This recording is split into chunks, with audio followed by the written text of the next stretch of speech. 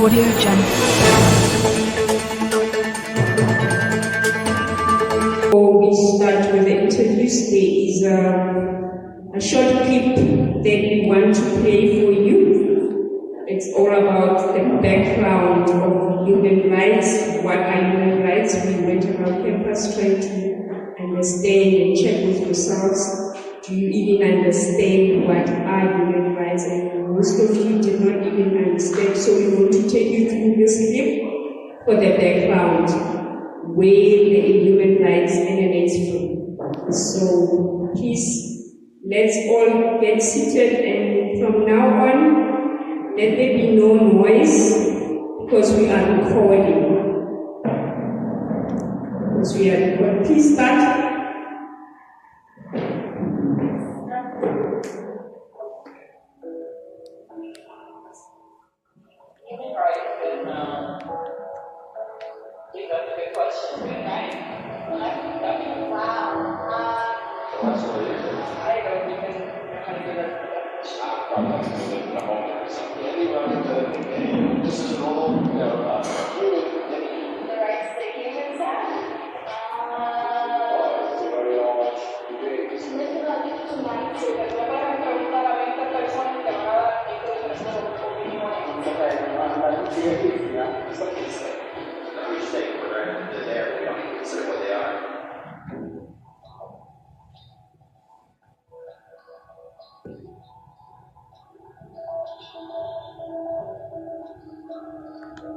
Human rights are the right to have simply because you're human.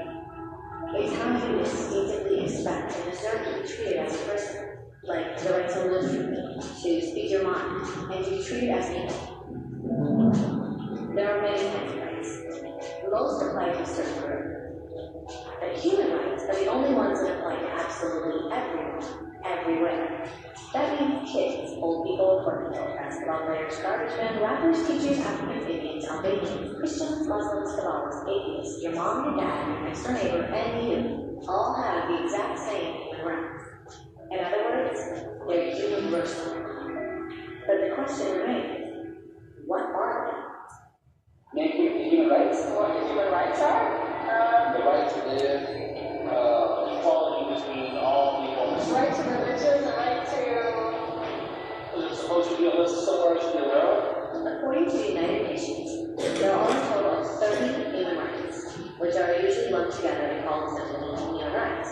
They're all listed out in the Universal Declaration of Human Rights, which is the world's most widely accepted document on the subject. But it was a long time ago.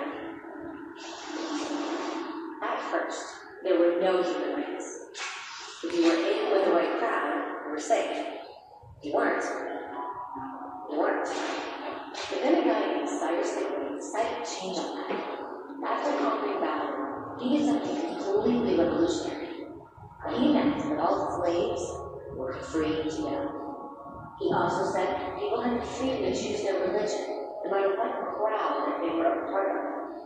He documented his words on a clay tablet known as the Cyrus Cylinder. And just like that, human rights were born. The idea spread quickly to Greece, to India, and eventually to Rome. They noticed that people naturally followed certain laws, even if they were told to. They called this natural law, but it kept getting trampled on by those in power. Not until 1,000 years later in England did they finally get a king to agree that no one can overrule the rights of people, not even a king. People's rights were finally recognized, and they were now safe from those in power. Kind of. still took a bunch of British rebels declaring their independence before they came at the point that all men are created equal. Which isn't to say they liked the idea, they couldn't stop them. America was born. The French immediately followed with their own revolution for their own rights. Their list was even longer, and they insisted that these rights weren't just made up. They were natural. The Roman concept of natural law had become natural rights. Unfortunately, not everyone was so thrilled. In France, the general named Napoleon decided to overthrow the French democracy in calling himself emperor of the world. He almost succeeded, but the countries of Europe joined forces and defeated him. Human rights was again a hot topic. They drew up international agreements, broadly granting many rights across Europe, but only across Europe. The rest of the world somehow still didn't qualify. Instead, they got invaded, conquered, and consumed by Europe's massive empires. Then the young lawyer from India decided that enough was enough. His name was Mahatma Gandhi, and in the face of violence, he insisted all people learn their rights, not just in Europe. Eventually, even Europeans started to agree. But it wasn't an event. 2 world wars had erupted. Hitler exterminated half the Jewish population at first in horrifying Nazi dictators. All told, 90 million people died. Never had human rights been so terrifyingly close to extinction. And never the world was more desperate to change. So the countries on Earth banded together, formed the United Nations. Their basic purpose was to reaffirm faith in fundamental human rights and the dignity and worth of the human person. What were the rights?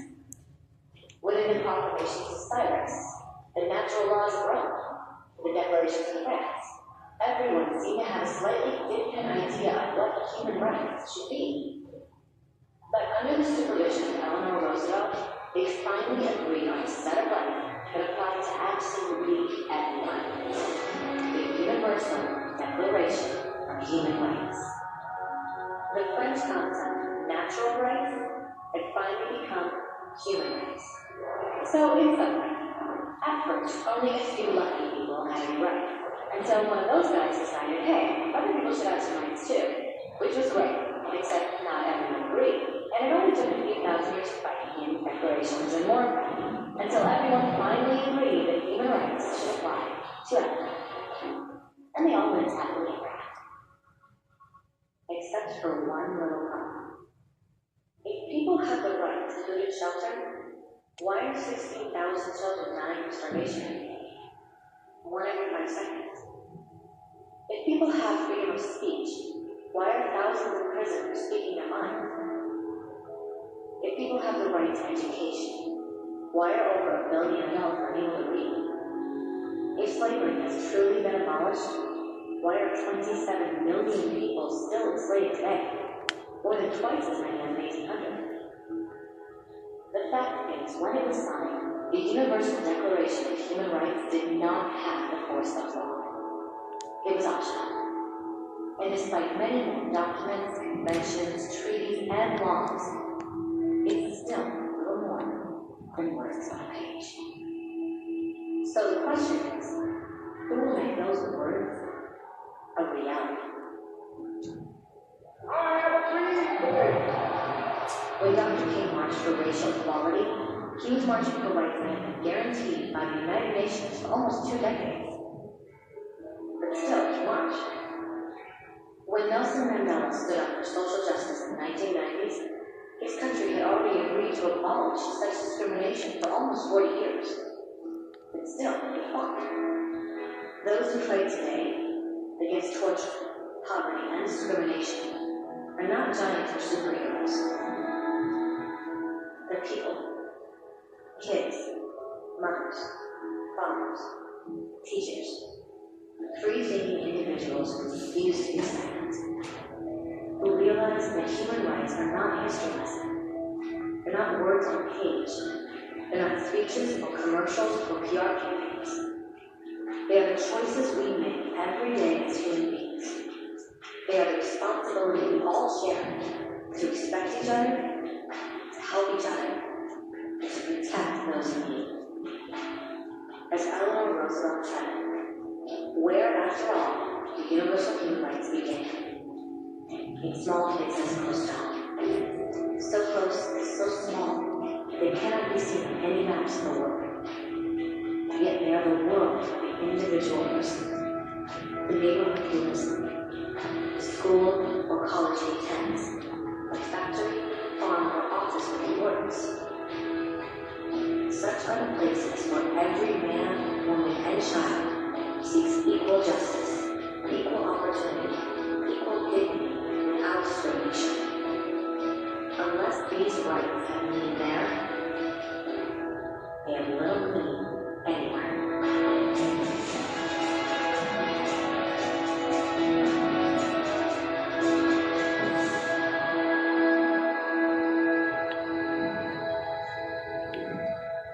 There we have it. So my name is Roslyn Twani. I'm going to be your host today.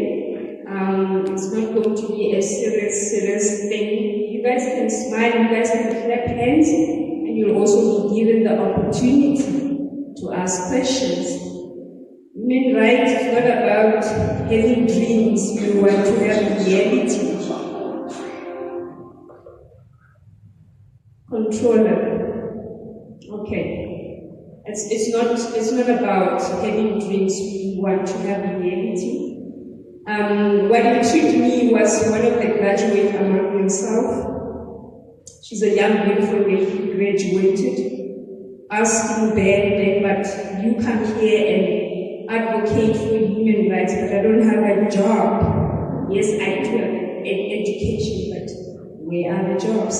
So I think we should also look into part of human rights being part of job security, that to have a right in South Africa, it must be a job for anyone to finish high school and varsity and college, and it would be a right to have a job. Because what's the point of us coming here and being trained, and at the end of the day, we are retired with a piece of paper, but we'll talk about that later when we start. I just want to introduce everyone.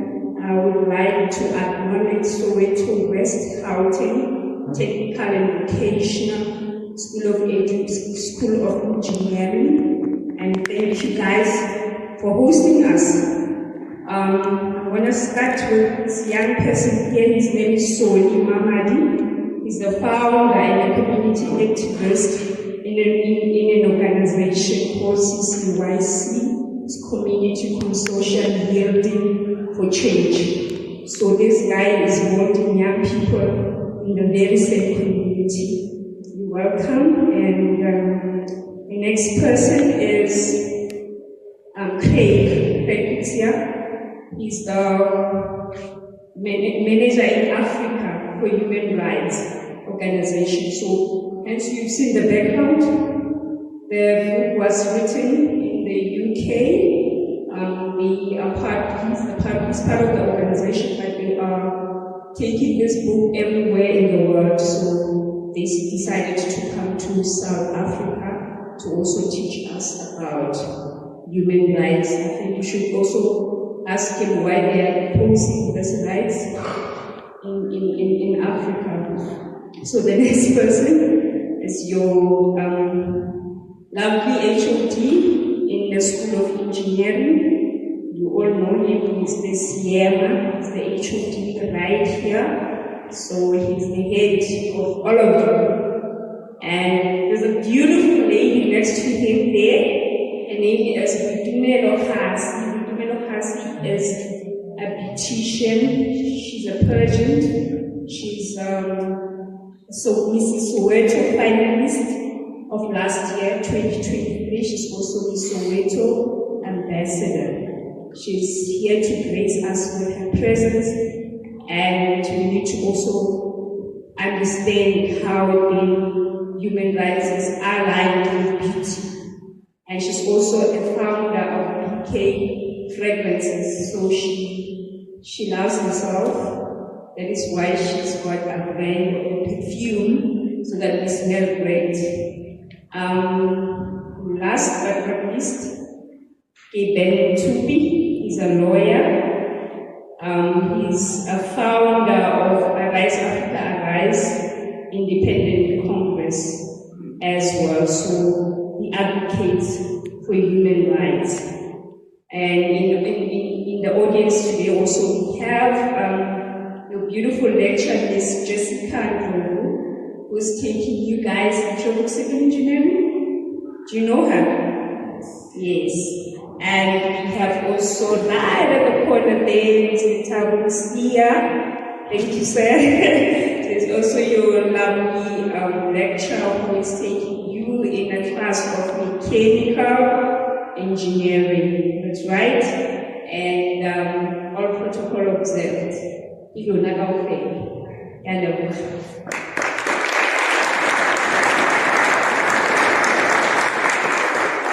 So, going to the business of the day, I'm just going to ask the questions and you listen very attentively to what I have to say. You're more than welcome to engage each and every one of them so that when we leave this place, we leave with a clear understanding that what are human rights and what is the government doing, the school education and all that, and what about you. So, Soli, we understand that you are a community activist and you've done so much for Soweto and much. Some of the learners and students here might know you.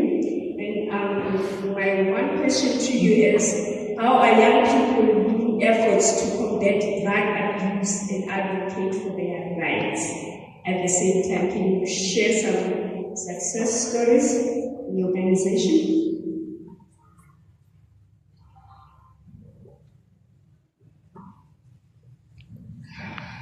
Afternoon, everyone.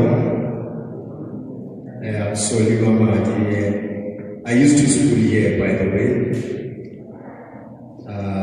Born down the road, Shawela. That's where I come from. So, you know, this thing of drugs, it's a very touching topic. I will just put it in simple ways. There's drugs that are sold over the counter. There's drugs that are sold illegally. So that's another challenging issue that we are facing as societies. Smoking your marijuana, drinking your alcohol, it's part of a gateway that introduces you to all of these things. So, as CCYC and other organizations we are working with, we are partnering to embark on doing drugs program, skills development, so that we can curb the streets, and by assisting the age groups, which is people who are from our high schools, I'm sorry to say dropouts. So it's a really, really concerning issue, the drug problem. Because of if us we do not stand, we won't have a drug-free nation or society. So change starts from us, so that it can be applied to someone else. So by you being a positive thinker or contributing to society or school or being part of an organization, it can tailor you to become a better person. So it all starts from one individual. So without proper skills that are not taking place in our societies, we lack sports development. It's hard even for some learners to find registration, to get registration and be involved in the schools. So you might find people not doing women want to do or want to pursue in their life. So though organizations are there, we are here to assist and to show the correct path, where to go, where to knock. So, but it all goes back that change starts from within you as an individual. That what do you want to become in a society? What do you want to become to the nation? Thank you for me. Thank you very much. So my next question goes to Craig Kutia from Human Rights Organization International. In South Africa, Craig, we have serious problem with drugs. Our youth are under siege, so it looks like the books that you are imposing in Africa are giving them the right to go to the states and dwell in this enemy called drugs. We have different types of drugs. Don't know how they are afforded. It's very expensive. But my question to you is, what changes in policy do you think are necessary to better protect the youth from both human rights violation and the risk of falling into substance abuse?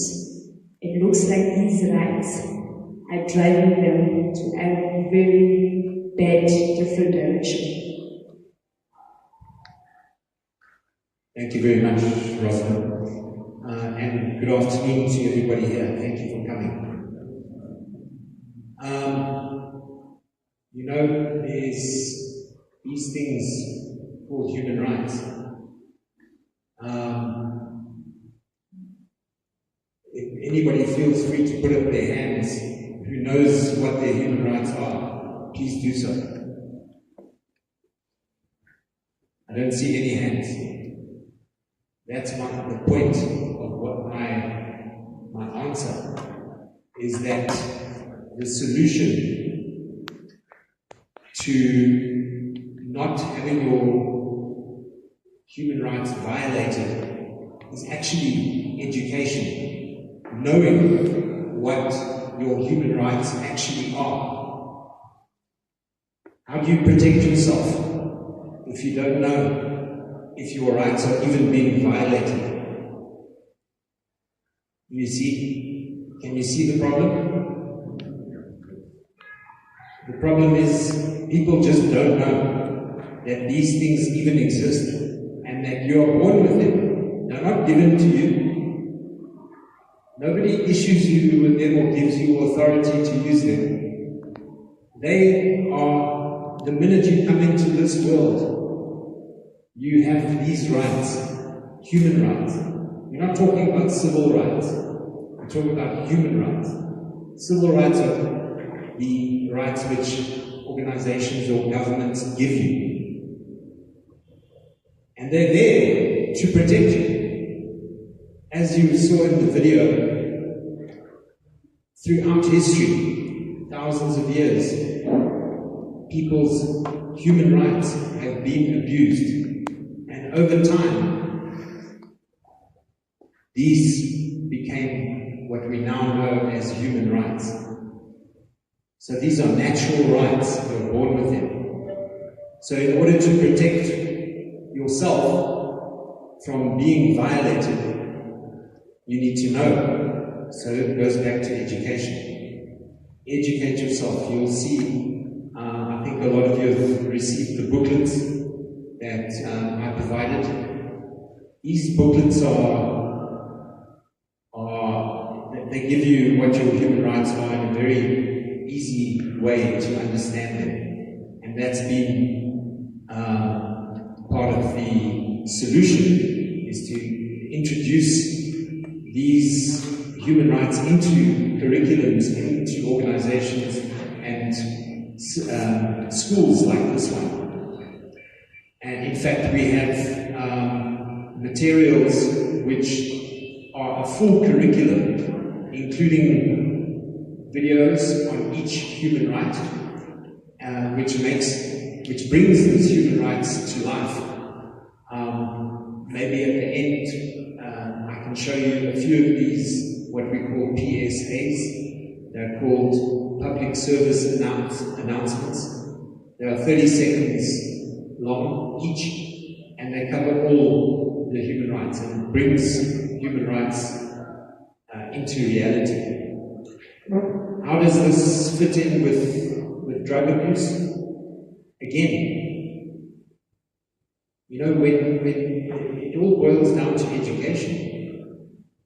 One of the other organizations I represent is the Truth About Drugs. The Truth About Drugs is a system, a program, which exposes the truth about drugs. We don't come across with the viewpoint or the stance of saying, say no to drugs. We are, but we're not saying that. We're saying at some stage or another, throughout your life, you will be confronted by peer pressure. Peer pressure means somebody that you know, or friends, or people that are in your group will say, hey, take this drug and you'll feel great, or take this thing and it'll take away your problems. You know, or take this substance and it will help you through your exams. You see, everybody wants those things. Everybody wants to feel good. Nobody wants problems. So you take the drug. It takes one time and you're addicted. Your life is now on another path, which is not a very good path. The program is there to educate you on the harmful effects of drugs, the reality of drugs, and it is meant to give you the other side of the coin. So when you're confronted with peer pressure, you now have other information which counters that, which makes you able to make better decisions. Decisions that might just save your life. You see, a documentary and a worldwide survey took place, and this was the basis of the program. The survey was with drug addicts around the world, and one for one, each drug addict, and some of them had recovered, but they destroyed their lives in the meantime. One for one, these drug addicts said that if they knew the truth about the drug before they took it, they would never have taken the drug. So that's why the program is called The Truth About Drugs. So it's all about education, and I know people who have actually stopped drugs because of just being educated through this program. No other reason. They just read up about it, and it gives you all the information of each of the mainstream drugs out on the market today. So that when you are confronted with this thing, you know exactly what that thing will do to you, you know the side effects, you know what the street names are, and you are educated. An educated person is a difficult person to control. When you are not educated, when you are ignorant, ignorant means you don't know. We lack knowledge. If an ignorant person is confronted by somebody, he is easy to control because he doesn't have information in which to make the right decisions. So we want to take away ignorance, and we want to empower people through knowledge so that they can navigate through life without having to destroy their lives and the lives of others in the meantime. So I hope that answers the question. Thank you very much, Craig. And we have our children at the age of 14, but I have the right to do what I want to do with my body, including sleeping at a chalet over the weekend, coming back home on Monday. What intrigued me again is the student who has graduated and doesn't have a job. So how about we then scrap some of these rights and implement new rights like job security for every graduate? Let it be a human right. How about that, Craig? The next question goes to hey HOD, Emma, your students are jobless. You're doing great jobs, but our learners, our graduates, still are roaming the streets of Soweto without a job, but with rights. In your opinion, are the courses provided by this campus in particular, or in general, South African colleges, aligned to the current and future job market demands, especially for our students?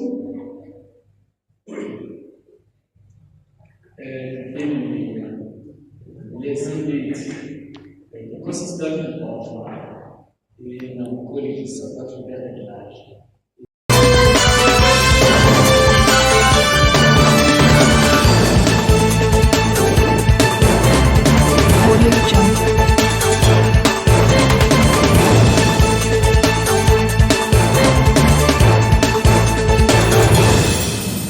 Audio Jungle.